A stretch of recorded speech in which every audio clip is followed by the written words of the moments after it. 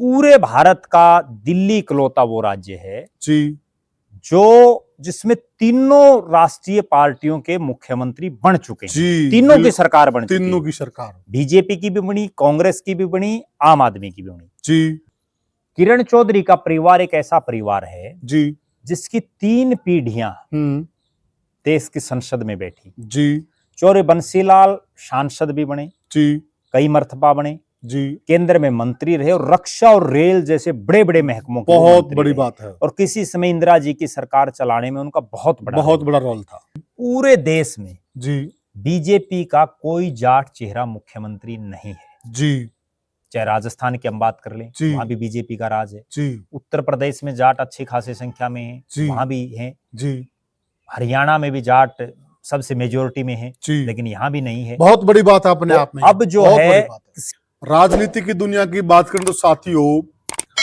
दिल्ली विधानसभा चुनाव का ऐलान हो चुका है और उसमें एक बात निकल कर आ रही है कि वहां पर राज चाहे किसी भी पार्टी का है, लेकिन मुख्यमंत्री हरियाणा वाला ही बनेगा।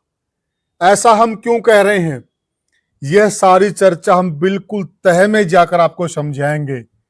बिल्कुल वहां ऐसा बिल्कुल प्रतीत हो रहा है कि मुख्यमंत्री तो हरियाणा वाला ही बनेगा और यह सारी चर्चा हमें समझाएंगे बिल्कुल डीप तह में जाकर वरिष्ठ पत्रकार और राजनीतिक विश्लेषक प्रद्युमन जोशी। प्रद्युमन भाई राम राम। राम राम जी, सभी दर्शकों को नमस्कार, राम राम।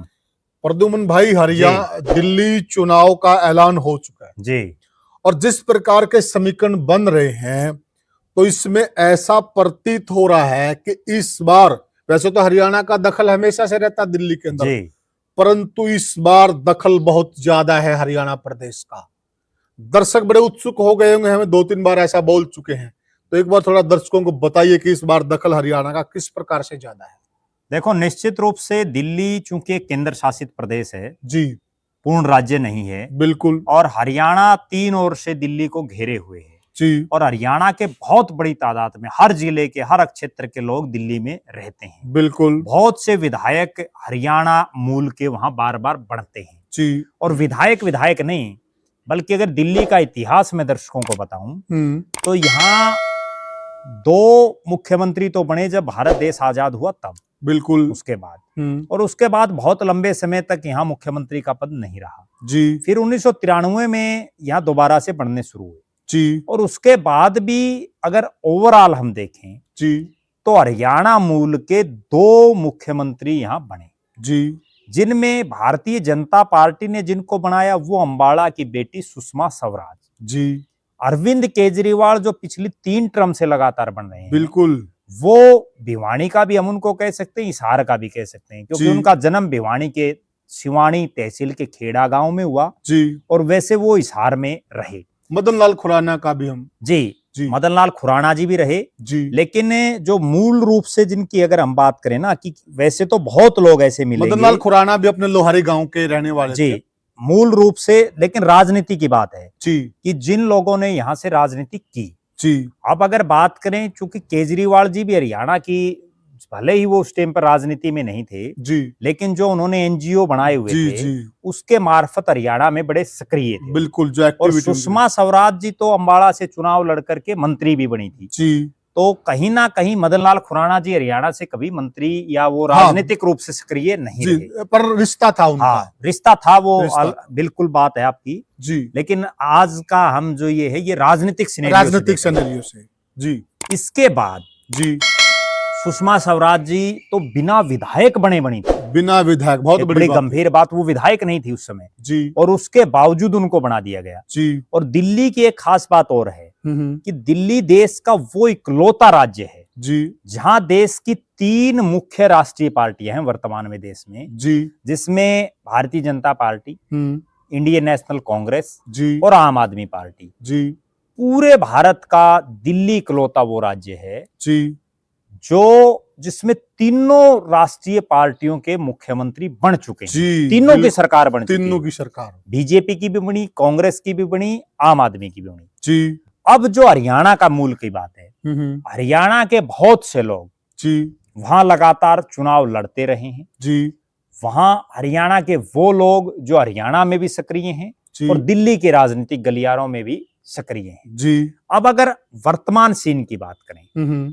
तो आम आदमी पार्टी में तो सब सर्वे सर्वा हरियाणा से ही केजरीवाल जी हैं। जी जी अगर वहां से कोई मुख्यमंत्री बनेगा, जी ठीक, अभी आतिशी जरूर हैं, लेकिन फिर भी मुख्यमंत्री का चेहरा कह लीजिए जी या पार्टी जिस चेहरे पर चुनाव लड़ रही है जी वो केजरीवाल ही है। जी बिल्कुल, क्योंकि बार बार यही कि एक बार फिर से केजरीवाल, फिर से केजरीवाल। तो केजरीवाल हरियाणा के हैं और वो तो बार बार ये कहते भी रहे हैं जी कि मैं हरियाणा का बेटा हूं, जी और वो अगर आम आदमी पार्टी की वहां सत्ता आती है जी तो निश्चित रूप से केजरीवाल जी बनेंगे। जी दूसरी बात, अगर वहां कोई ऊंच नीच आम आदमी के साथ हो गई जी और वहां राज आ जाता भारतीय जनता पार्टी का, जी तो पूरा देश के नेता, वैसे तो उनकी नजरें दिल्ली पर हैं, जी लेकिन एक नेता को बड़ी जिम्मेदारी वहां दे रखी है बीजेपी ने, जी और वो नेता है मनोहर लाल खट्टर। जी बिल्कुल सही। मनोहर लाल खट्टर हरियाणा के 9.5 साल सीएम रहे। जी उसके बाद चूंकि वो एक पंजाबी चेहरा है जी और दिल्ली में पंजाबी वर्ग के बड़े अच्छे खासे वोट हैं, बिल्कुल सही कहा। और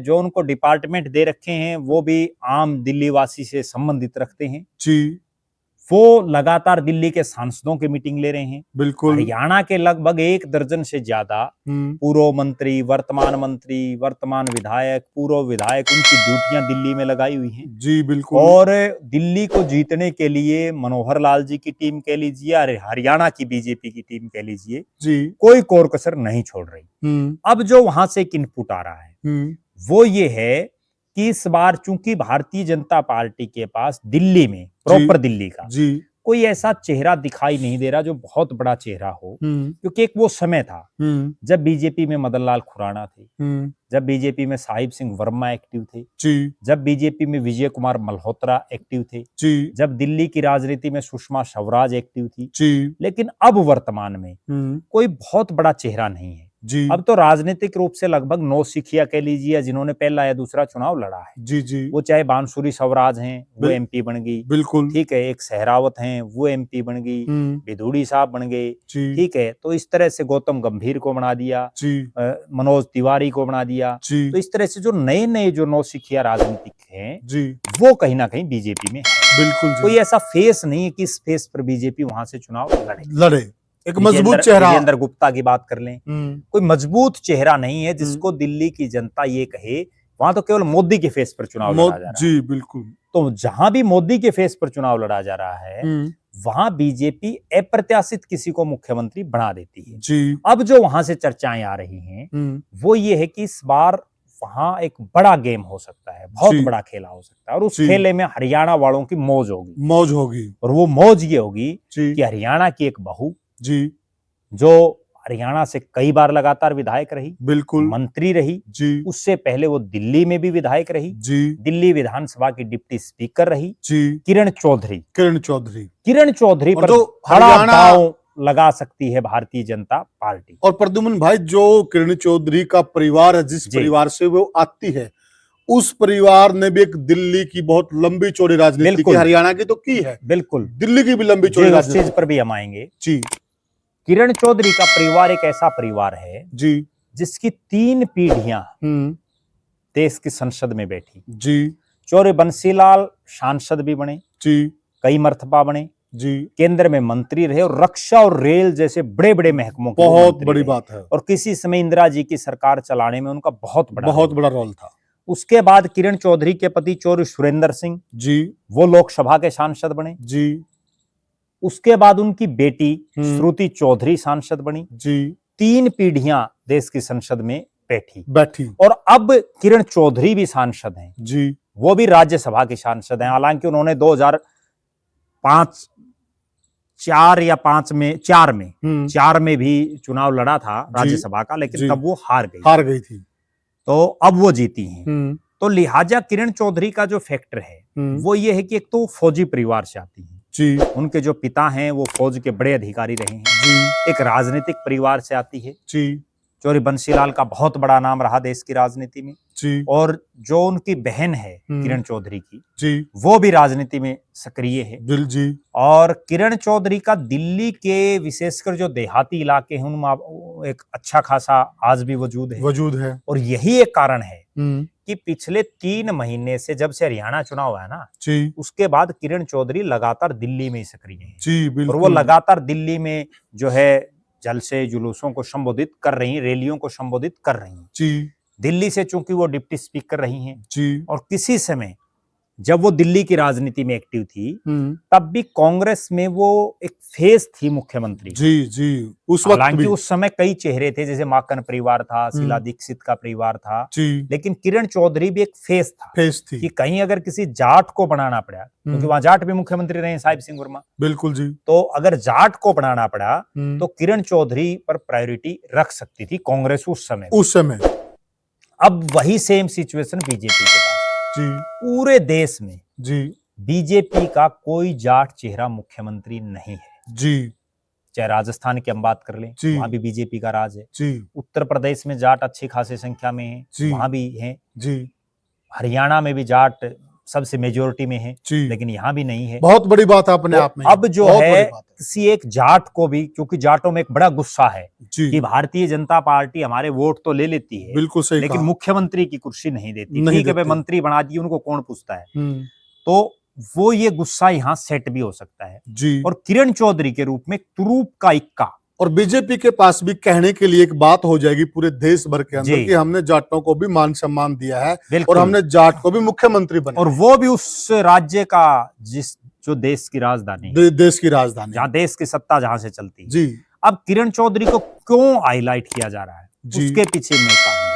हम्म, वर्तमान में जी, मनोहर लाल खट्टर जी भारतीय जनता पार्टी में बड़े फुल पावर जी, बिल्कुल, और किरण चौधरी उनकी बड़ी खासम खास बन चुकी हैं। बिल्कुल सही कहा, और जब उन्होंने ज्वाइन की तब भी उन्होंने ये कहा था कि मनोहर लाल जी तो वास्तव में विकास पुरुष हैं। जी, अब वो हर मंच से मनोहर लाल जी की बड़ाइयां करती हैं, नायब सिंह सैनी की तो कम करती हैं, बिल्कुल सही कहा, लेकिन मनोहर लाल खट्टर जी की ज्यादा करती हैं, बनती भी है। हाँ। देखिए उनकी गोटी जी। जो बढ़िया तरीके से फिट की है बीजेपी के अंदर, सबसे ज्यादा मौज ही उन्होंने ली है। हाँ, आप एक बात बताओ, खुद राज्यसभा की एमपी, जी, बेटी मंत्री, जी, और तो किसी का कोई ऐसी सूत आई है नहीं। बिल्कुल सही उससे बात बड़े है। बड़े फरना खराब इंद्रजीत के बड़ी मुश्किल से 10 साल में सूत आई है, सही बात है, नहीं तो 10 साल उसकी बेटी को टिकट तक भी नहीं हाँ, मिली। बिल्कुल, और इस बार भी उसकी बेटी को टिकट मिली सिर्फ किरण चौधरी की वजह से, बिल्कुल जी, क्योंकि किरण की बेटी को टिकट मिल गई तो उसको भी मिल गई। यस, ठीक है ना, इंद्रजीत जी को तो किरण चौधरी का शुक्रिया अदा करना चाहिए। तो अब जो है मनोहर लाल जी भी ये चाहते हैं कि जिस तरह से हरियाणा में उन्होंने अपने एक निजी आदमी को, एक विश्वास पात्र को गद्दी पर बैठा दिया, जी, उसी तरह से दिल्ली में भी अपने एक विश्वास पात्र को वो गद्दी पर बैठाएं। और दिल्ली में चूंकि कोई और ऐसा चेहरा है ही नहीं जी, जिस पर कहीं कोई जो है किंतु परंतु, क्योंकि हरियाणा में तो बड़े बड़े तुर्रम खान थे, अनिल विज जैसे, सबको खुडे लाइन करके और नायब सिंह सैनी को बैठा दिया। दिल्ली में तो इतनी परेशानी भी नहीं आएगी। तो कहने का तात्पर्य यह है कि एक तो किरण चौधरी को वहां से भारतीय जनता पार्टी किसी सीट से चुनाव लड़ा सकती है, बिल्कुल, भले ही वो राज्यसभा में है, क्योंकि बीजेपी एक्सपेरिमेंट करती रहती है। वो लोकसभा वालों को एमएलए की टिकट दे दी, राज्यसभा वालों को एमएलए की दे दी, राज्यसभा वालों को एमपी की दे दी, बिल्कुल, एमएलए को एमपी की दे दी। तो इस तरह से वो करते रहते हैं। तो क्यों, और उनका कार्यकाल भी थोड़ा ही बचा हुआ है किरण चौधरी का, आगे क्या पता रिपीट करें ना करें, 100 बात है। बिल्कुल सही बोले। अब किरण चौधरी को वहां से विधानसभा का चुनाव लड़ा करके, एक तो जो चौधरी बंसीलाल परिवार की राजनीति बिल्कुल हाशिए पर थी, वो जो लगातार उसमें ऊर्जा मिली है किरण के एमपी बनने में और श्रुति के मंत्री बनने में, उसमें और ज्यादा बूस्ट हो जाएगा। और एक और बड़ी गंभीर मैं बात बता दूं, और मैंने बहुत दिन पहले भी ये बात बता दी थी लोगों को, जब मनोहर लाल जी को पहली बार करनाल से टिकट दी ना बीजेपी ने, तब भी मैंने ये कहना शुरू कर दिया था कि ये मनोहर लाल जी मुख्यमंत्री बनेंगे अगर बीजेपी का बहुमत आया जी। और अब भी सेम सीन है, अगर किरण चौधरी को बीजेपी ने टिकट दे दी जी और सरकार में बीजेपी आ गई तो 100% किरण चौधरी सीएम बनेंगे जी। अगर उनको नहीं भी टिकट दी और बहुमत आ गया, तो भी मनोहर लाल जी का ये बड़ा प्रयास रहेगा जी, कि वो किरण चौधरी को सबसे बड़ी गद्दी पर बैठाए, क्योंकि नायब सैनी भी तो मुख्य एमएलए नहीं थे, वो भी बिल्कुल तो एक एमपी थे। बिल्कुल सही और वही कहा, सेम सीन किरण चौधरी का है, बिल्कुल और कोई बड़ा ताकतवर नेता भी नहीं है। जी, और मनोहर लाल जी भी ये चाहेंगे हम्म, कि बीजेपी में हर नेता चाहता है, कोई भी हो, जी, कि मैं ज्यादा से ज्यादा मजबूत हूँ। जी। जब उसके 2 मुख्यमंत्री होंगे तो लिहाजा वो और ज्यादा और मजबूत प्रद्युमन होगा। भाई देखिए ना आप, जी जो ये हमारे हरियाणा से लगता हुआ एरिया है, जी, इसके अंदर जाट वोट बहुत अच्छी खासी तादाद बिल्कुल, में है। बहुत और ज्यादा। जो हरियाणा के अंदर किसान आंदोलन चला, जी, उसका असर कहीं न कहीं उस जाट वोट पर भी पड़ा है। वो वहीं तो बैठे थे टिकरी बॉर्डर पे। जी, जी। तो कहीं न कहीं जो डेंट पड़ा है बीजेपी जी, को, उसको भी तो सेट करना है ना। मुझे तो ऐसा लगता है कि बीजेपी इनको टिकट देके ही मतलब मैदान में उतारेगी, ताकि जो नाराज वोट है, जो जाटों को जी। एक सिग्नल देना है, संकेत देकर एक वोट हासिल करने की पूरी प्रक्रिया मुझे लग रही है प्रद्युमन भाई। देखो, निश्चित रूप से ये हो सकता है, और इसके पीछे कई तर्क हैं। हुँ, अब भूपेंद्र यादव हैं, जी। मूल रूप से तो रेवाड़ी के हैं, हाँ, बिल्कुल, हरियाणा से हैं, बिल गुड़गांव के कह लीजिए। बिल्कुल, लेकिन उनको चुनाव लड़ा दिया अलवर से अल पार्लियामेंट का। बिल्कुल, स्वामी सुमेधानंद सरस्वती जो है रोहतक है, रोहतक जिले हरियाणा के से, हैं, हाँ। हरियाणा से। हुँ, और रोहतक से उनको चुनाव लड़ा दिया जाकर के सीकर में। सीकर में, सुखबीर जौनपुर या सोना से एमएलए थे, जी, उनको जाकर के राजस्थान में चुनाव लड़ा दिया। बिल्कुल, ये जो अस्थलबोर वाले बाबा जी हैं, जी, उनको लड़ा दिया। बाबा तो बालकनाथ। बाबा बालकनाथ, हुँ, उससे पहले जो उनके गुरुजी थे। जी, तो कहीं ना कहीं जो है ये अलग अलग राज्यों में एक्सपेरिमेंट करते रहते करते हैं। रहते हैं। और ना केवल बीजेपी, हुँ, कांग्रेस भी करती रहती है। विजेंद्र बॉक्सर था, जी, अब विजेंद्र बॉक्सर हैं तो भिवानी के कालवास गांव के, जी, और उनको दिल्ली से चुनाव लड़ा दिया। बिल्कुल सही बोले तो हैं, ये एक्सपेरिमेंट पार्टियां करती रहती करते हैं। रहते हैं। अवतार सिंह भडाना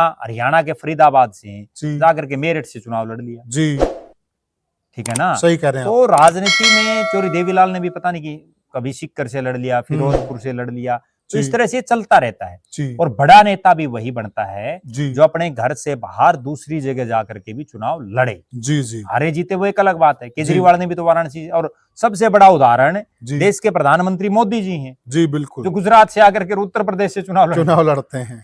ठीक है ना। सही कहा आपने। तो किरण चौधरी की 100% बड़ी मजबूत दावेदारी दिखाई दे रही है। जी, और निश्चित रूप से अगला मुख्यमंत्री राज किसी का है, कमल जी, का फूल खिले, जी, या वहां झाड़ू फिर चले, जी, या हाथ का पंजा भी हो सकता है किसी हरियाणवी, हालांकि वो अभी तक उस रेस में दिखाई नहीं दे रहे नहीं दे रहे हैं। हाथ के पंजे वाले। हुँ, लेकिन उनमें भी हरियाणा के कई लोग एक्टिव हैं। जी, अब कोई भी आए, हुँ, लेकिन ऐसा लग रहा है कि एक बार फिर से दिल्ली की सत्ता हरियाणा के नेता के हाथ में होगी। होगी, हरियाणा का नेता ही दिल्ली की राजगद्दी पर बैठेगा। बैठेगा।